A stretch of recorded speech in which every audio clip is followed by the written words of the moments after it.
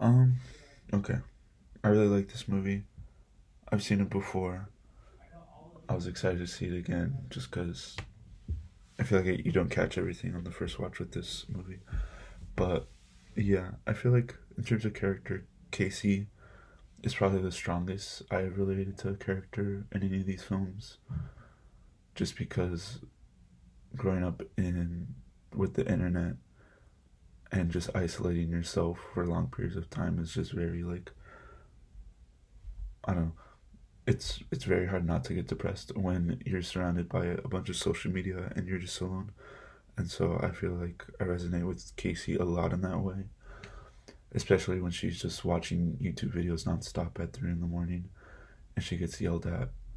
But it's just because you can't stop because I don't know. There's nothing else to do, and you don't know like you just don't care anymore. So you just keep watching and watching, and like I don't know. I feel like the in the forming structure, it's very much like a crazy progression to see her just like because like at the beginning, like even when I first watched it, I felt like it was a full horror movie, and like she was actually gonna get possessed or something, and it was gonna be like another cool internet possession movies, even though those haven't been done right. But I thought this was gonna do it right. But in the end, it's just a comment on how much how depressing like social media and the internet and what it can do to your mental health and how it can allow people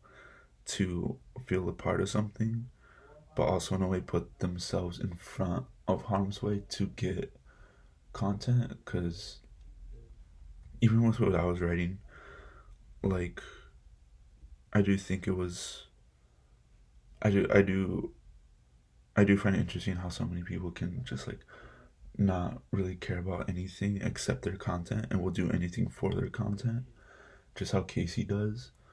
She'll do a 5 minute dance sequence, have a complete breakdown, and then keep dancing just for the sake to like have that have that attention, I guess, in a way, but just to garner an audience. But she's also not doing well mentally. So I feel like I don't know. People always put, especially social media, people always put their content in front of their mental health until it's almost too late. But I feel like it's been getting better. Visuals and image, I do really like that we just see Casey the whole time, and even go into like her VHS POVs. And I don't know. I think it's very much fitting that we never see her with another character, even when she meets up with the guy at the end of the movie. It's just him talking about their experience and just how like I don't know. The visuals are just very like isolating in a way. It makes sense. Yeah. Audio, same thing as visuals. I think it's the same. Like I just I find I really like how we just hear Casey's voice the entire time, and then just like the soundtrack or the score will come in occasionally. But for the most part, it's just her voice, her walking around or dancing around her room with just shitty music playing. But it's all just her. Like we never hear like outside noises, and if that makes any sense, because I feel like you always hear birds chirping or just background noise in a house, but it's purely just her. But yeah, I really liked the movie. It was good. In terms of relating it to other movies or other projects I'm working on, I do think that the isolation of it is very much in Emily's and Diana's projects.